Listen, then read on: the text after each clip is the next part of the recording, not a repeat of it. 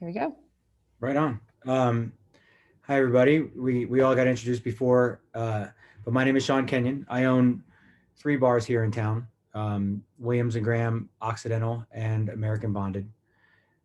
Recently, I had partners at Williams and Graham and Occidental. Recently, my partner retired and moved off to the woods in Massachusetts. So I'm the sole owner of those two now.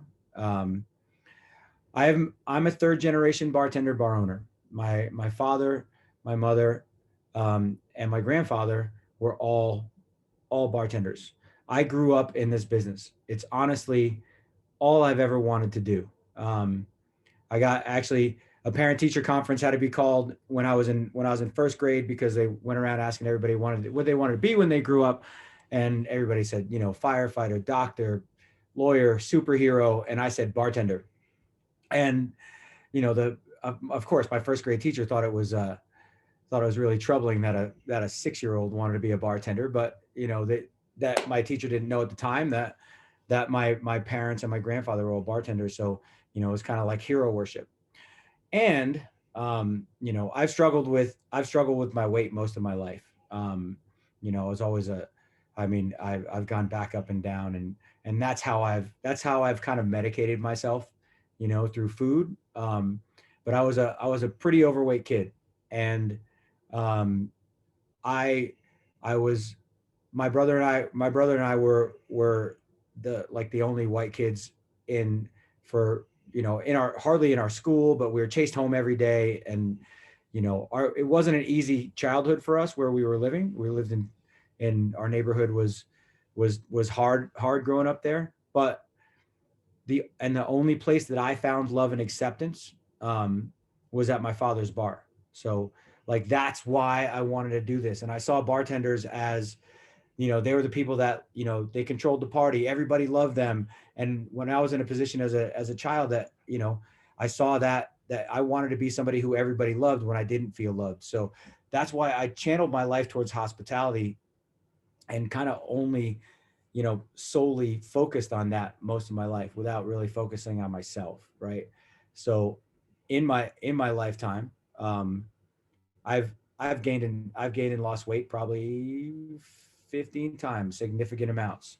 And I've recently I'm now almost 60 pounds down from where I was at my biggest point.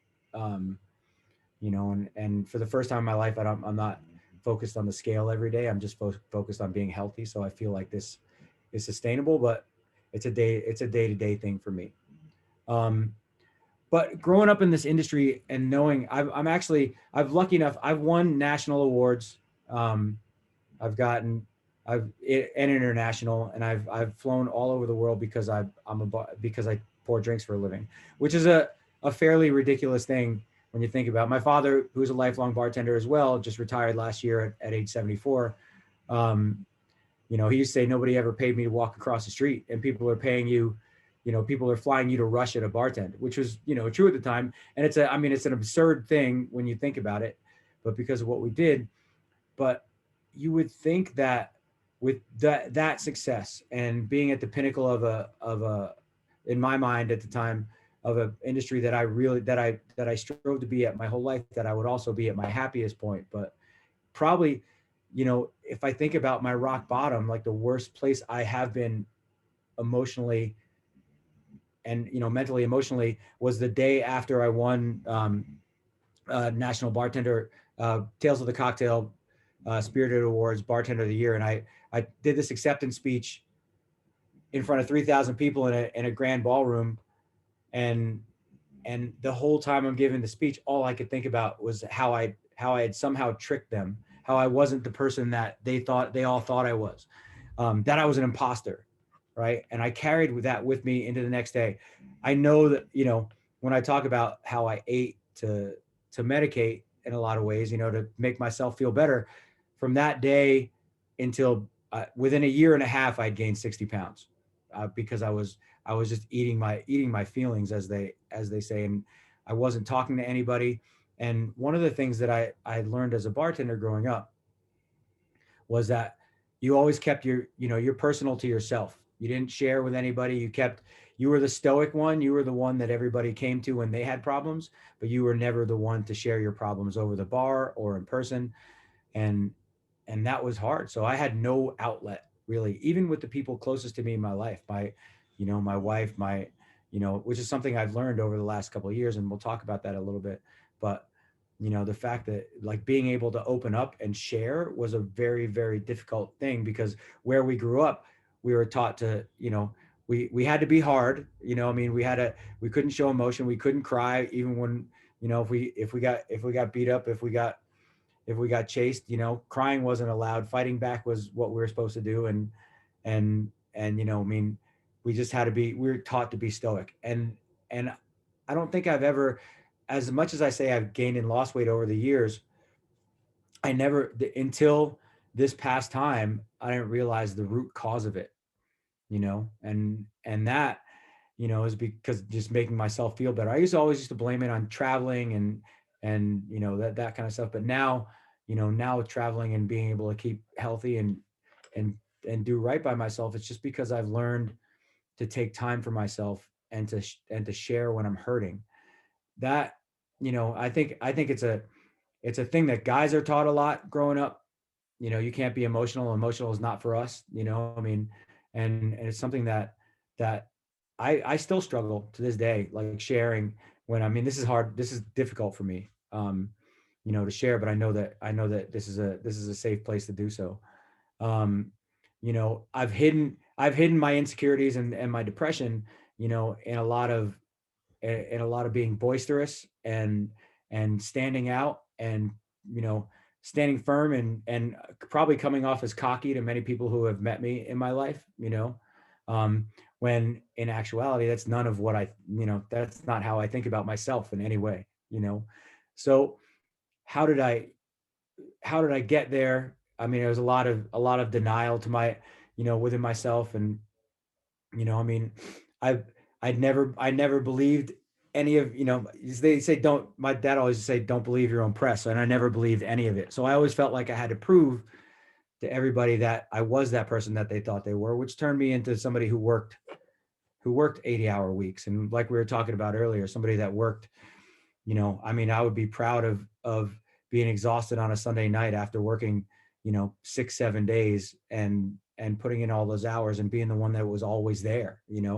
And and that's that's where I think people in our business, especially in kitchens, because I started in kitchens, I mean, that like working that many hours and treating yourself like that and self-medicating however you do. And I've been around a lot of people in kitchens in my life, in kitchens and at bars that, that medicate with alcohol or drugs or whatever it is. Mine just happened to be food.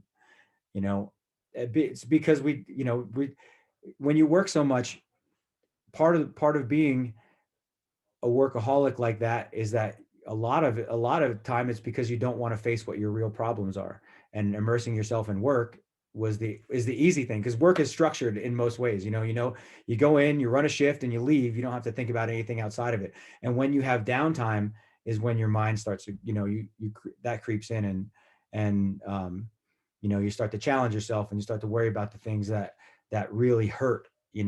And that's the stuff that, I mean, I've did a great job in my life of keeping blinders on the things that really hurt me, and the root causes of why I felt so kind of empty and self-conscious and depressed inside.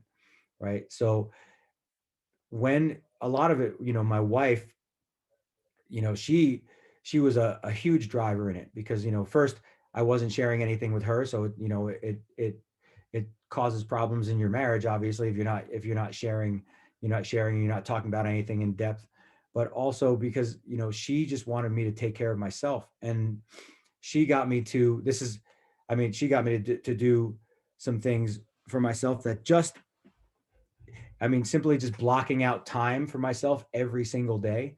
The calendar that I share with the people that I work with now has blocked out times where I don't explain to anybody where I am or what I'm doing, that they just can't contact me, and doing positive things for myself during that time has really, really helped me right now, honestly. And, because with depression, you go high, you go low. I feel like I'm at a really great kind of middle place where I know what my problems are. I know what I need to do to keep myself healthy mentally and physically. And I feel like I did this time for all the with all the right reasons. Um, you know, the bars we have are successful, and I've turned I've turned like a lot of my attention towards taking care of the people that have worked for us. I've worked for a lot of shitty people in my life, and I've worked for a lot of really good people in my life, and I've learned from all of them. You know, and now, you know, with when there's more self-realization, I'm able to give a little more of myself to the people that work with us, and you know, guiding them through this year, this turbulent year has been really, really um I mean, it's been cathartic in some ways, but it's been great to be able to see people, you know, people with challenges, you know, progress, and they're, you know, we sit down at the end of every shift and just talk about how the shift went or how we're feeling outside of work.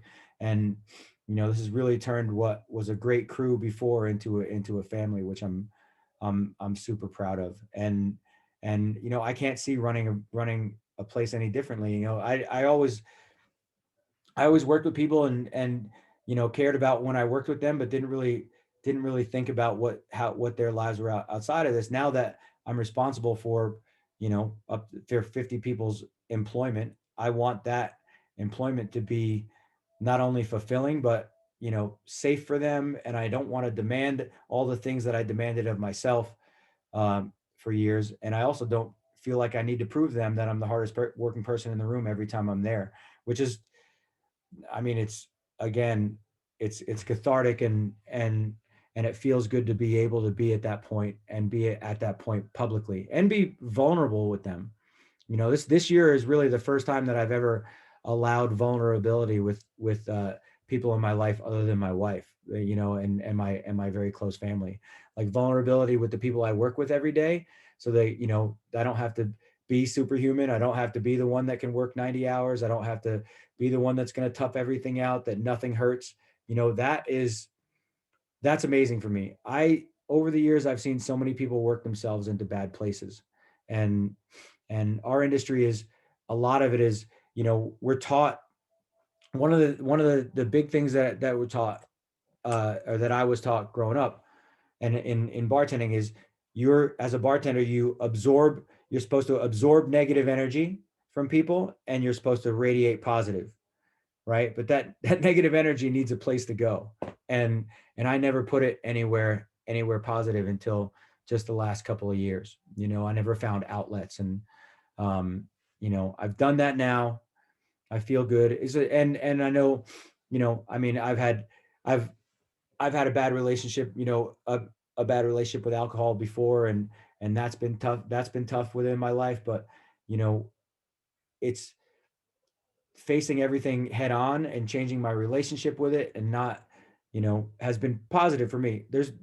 I've I realize that there's, you know, there's a lot of people that can't go back to it, and I don't. I mean, I hardly drink at all anymore. I hardly think about it, just because I don't feel like I have to numb myself anymore, which is nice. I think, and I know Cliff, and you know, Cliff's seen me, you know, a few years, and it's probably, this is probably a little bit more than he even knew, but you know, it's it feels really good to be here, and it feels really good just to allow to have you guys listen, and to say all some of this stuff out loud, because I've not actually said a lot of it out loud before. So I appreciate this opportunity. Um, you know, I would say, I if anything I want to leave with is time for yourself is the most important. Positive time for yourself every day is the most important thing. And hiding in work, hiding in alcohol, hiding in food, whatever it is, those are the things that lead us into destructive places. And I'm not an expert. I'm just sharing my story, you know, and I would love to hear more from you, you know, about your thoughts, or about, you know, what I have to say, or, you know, if there's anything, anything I can do to help you, or, you know, you can help me. You know, I really just do appreciate being here.